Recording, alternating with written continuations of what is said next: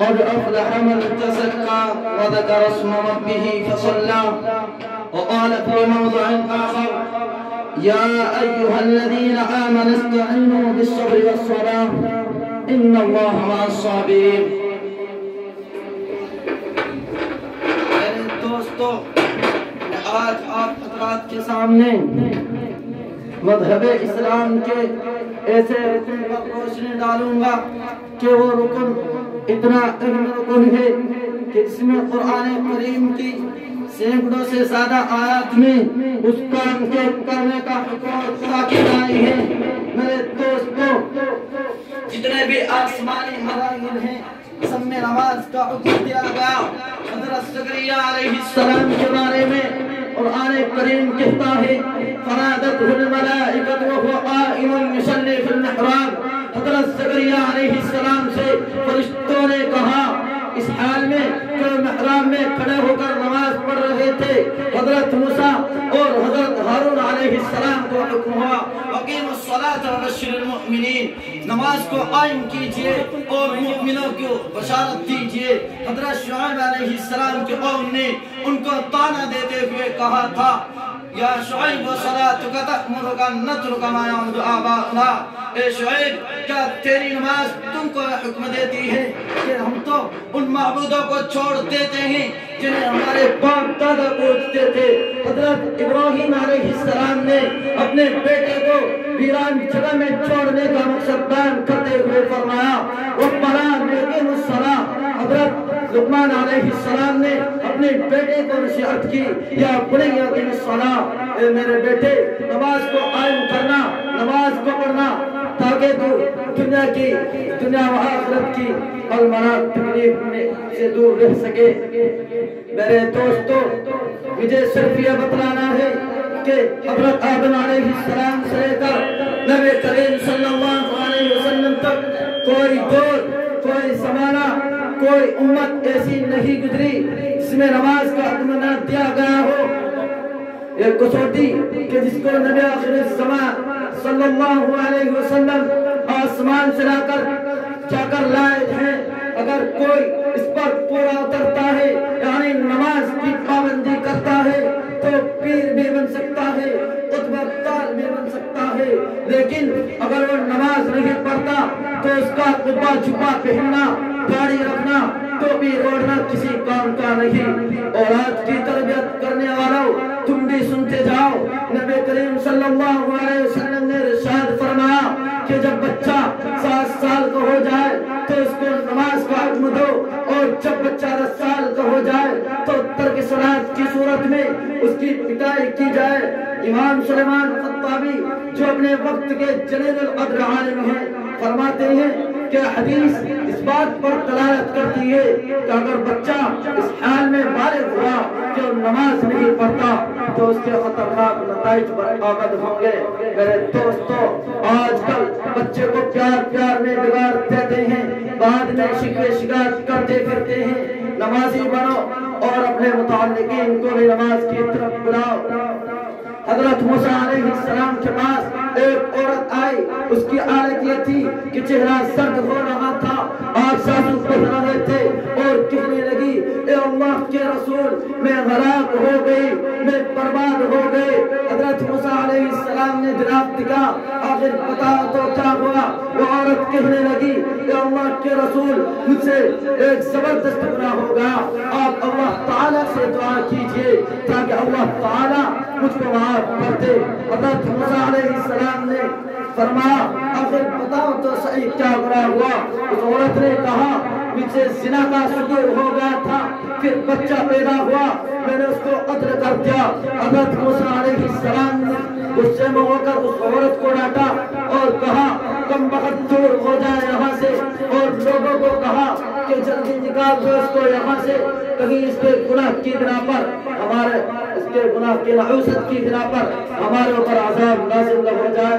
مگر ادھر وہ زمین و آسمان کا مالک دیکھ رہا تھا اور سن رہا تھا، اور اللہ تبارک و تعالیٰ کی رحمت رحمت جوش میں آئی اور حضرت جبرائیل علیہ السلام کو حضرت موسیٰ علیہ السلام کے پاس بھیجا. حضرت جبرائیل علیہ السلام نے حضرت موسیٰ علیہ السلام سے کہا اے موسیٰ، اے خبردار موسیٰ، اللہ تعالیٰ فرماتے ہیں تم نے کیا کیا موسیٰ کہ تم نے ہماری گنہگار بندی کو یہ کیسے کہہ دیا کہ تمہارا کوئی علاج نہیں؟ کیا تم زنا اور قاتل سے بڑھ کر کوئی گناہ نہیں سمجھتے ہو؟ خبردار موسیٰ، یاد رکھو اللہ تعالیٰ فرماتے ہیں کہ زنا اور قاتل سے بڑھ کر گناہ جان بوجھ کر نماز چھوڑنے کا گناہ ہے.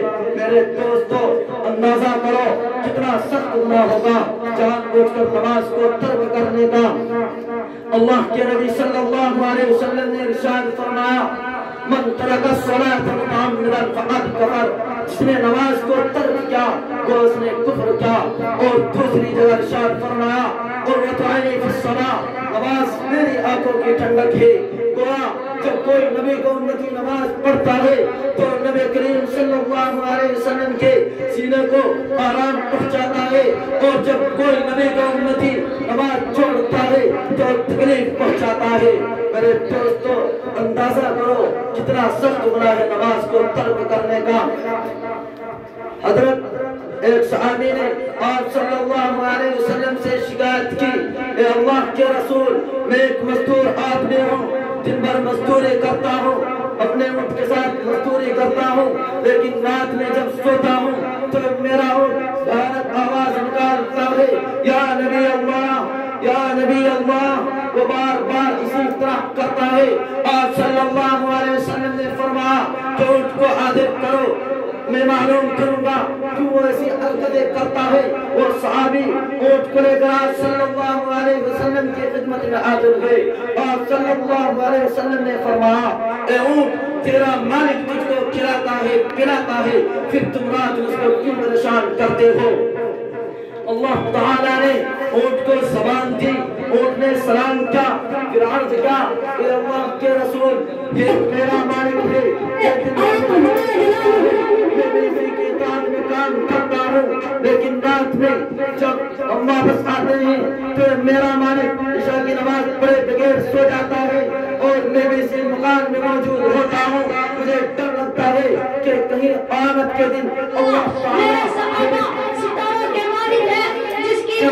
تیری برابر میں ایک بے نمازی سو رہا تھا اور تو اس کو بیدار کیوں نہیں کیا؟ میں اس لیے آواز نکالتا ہوں، بتا کہ میرا کیا قصور ہے.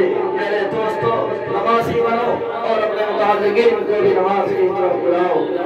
آخر دعوانا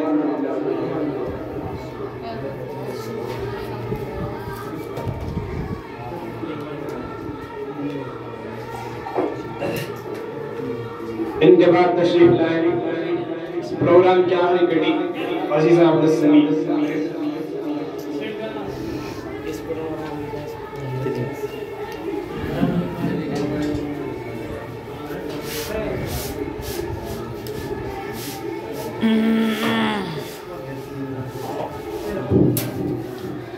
نحمده ونصلي على رسوله الكريم.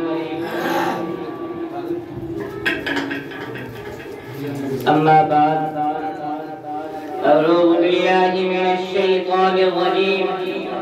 بسم الله الرحمن الرحيم. فلعلك باخع نفسك على آثارهم إن لم يؤمنوا بهذا الحديث أسفا.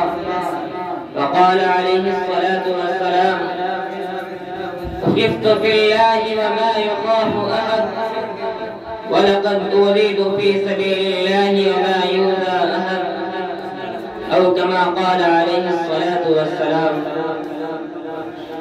گوشہ گوشہ دنیا کا تھا خزاں کا گہوارہ، گوشہ گوشہ دنیا کا تھا خزاں کا گہوارہ، ساتھ میرے آقا کے دائمی بہار آئی.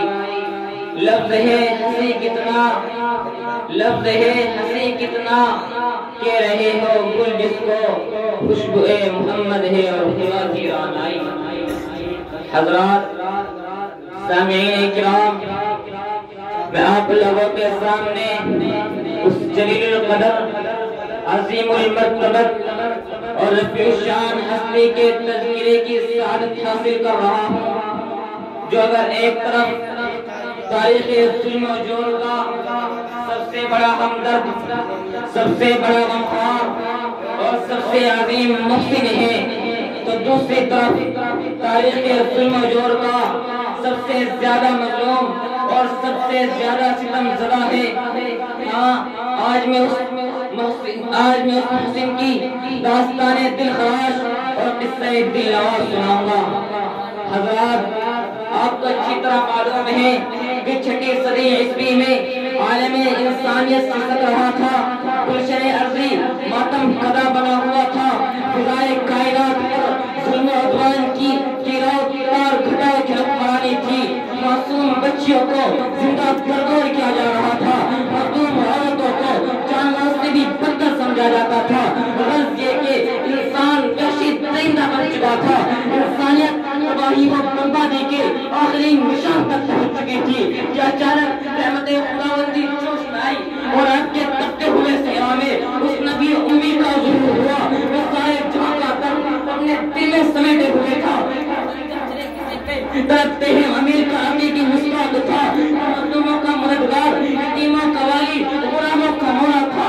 چنانچہ اس ذات مقدس نے ان تمام ظلم و ستم کے خلاف عالم بغاوت بلند کیا اور انسانوں کو صحیح راہ دکھانے کی کوشش کی، انہیں ضلالت کے اندھیروں سے نکال کر ہدایت کی روشنی میں رکھا کیا، زنجیر غلامی میں جھگڑے ہوئے انسانوں کو آزادی کی فتح بخشی، معصوم کلیوں کو مسکرانے کا حق عطا کیا، مظلوم عورتوں کو باعزت مقام دیا، بگڑے ہوئے معاشرے کی اصلاح کی اور تبدیل ہوئے انسانیت کی مسیحائی کی۔ حضرات، ایسی مقدس ہستی، ایسی پاکیزہ ہستی، ایسی بابرکت ہستی تو اس قابل تھی کہ اسے سینے سے لگایا جاتا، اسے پلکوں پہ بٹھایا جاتا، اس کے پاکیزہ جذبات کا احترام کیا جاتا، اس کے مقدس پیغام کو سمجھا جاتا، مگر یہ خود کا دنیا، یہ انسانیت کی قاتل دنیا، یہ ظلمتوں پرستار دنیا چھو کر برداشت کر سکتی تھی، اسے چھو کر سلوک شکیبائی حاصل کر سکتی تھی۔ چنانچہ اتر کے لیے پاک اس بات پر شاہد و عادل ہے کہ جب عالم کا مسیحا اس چھانے رنگ بو میں جلوگر ہوا، ستم کے پہاڑ توڑے جانے لگے، نفرت و تعصب کا شعلے جھڑکنے لگے اور صحابت و سکندری کی انتہا ہو گئی، شکم کوشی و احسان فراموشی کا نظر قائم ہو گیا۔ حضرات، اگر آج مجھ سے سوال کیا جائے کہ بتاؤ تاریخ انسانی کا سب سے بڑا ہمدرد، سب سے بڑا غمخوار کون تھا، کس کے دل میں سائے جہاں کا درد بھرا ہوا تھا، کس نے انسانیت کو حیات نو بخشی، تو میں کہوں گا وہ شفیع اکرم محسن اعظم فخر دو عالم صلی اللہ علیہ وسلم ہے۔ اور اگر مجھ سے پوچھا جائے کہ بتاؤ تاریخ ظلم و جور کا سب سے زیادہ ستم زدہ کون تھا، کس کو سب سے زیادہ تکلیفیں پہنچائی گئی، تو میں کہوں گا وہ فخر دو عالم صلی اللہ علیہ وسلم ہے۔ حضرات، کیا یہ تاریخ انسانی پر عجیب ستم ظریفی نہیں ہے؟ کیا یہ دامن اسلام پر بدنما داغ نہیں ہے؟ کیا یہ صداقت و شفقت کا قتل عام نہیں ہے کہ وہ ذات جو لوگوں کے ہدایت کے لیے تاکتی رہی، لوگ اسے پتھر مارتے رہے، وہ ذات جو لوگوں کی بھلائی کے لیے اپنے وجود کو بھلاتی رہی، لوگ اسے گالیاں دیتے رہے، وہ ذات جو لوگوں کو نجات دلانے کے لیے کوشاں رہی، لوگ اسے قید و بندی سزائیں دیتے رہے، وہ ذات جس نے عورتوں کو وہ عزت مقام عطا کیا، انہی میں سے ایک بدبخت عورت نے اس کو زہر دے کر اپنے بدبختانہ کردار کا مظاہرہ کیا۔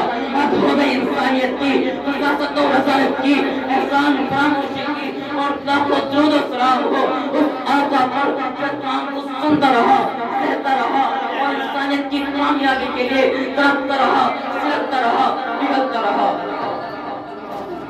حضرات، مجھے یقین کامل اور اعتقاد محکم ہے کہ جب انسانیت کو، جب تعصب کے شعلے ٹھنڈے ہوں گے، جب بغض و عداوت کی آندھیوں کا زور ٹوٹے گا، جب جب انسانیت کو اپنے محسن کی تلاش ہوگی، جب انسانیت حقیقت کا متلاشی ہوگا تو اسے اسلام کی حقیقت، اسلام کی صداقت و حقانیت تسلیم کرنی ہوگی اور محسن اعظم کے آستانِ ناز پر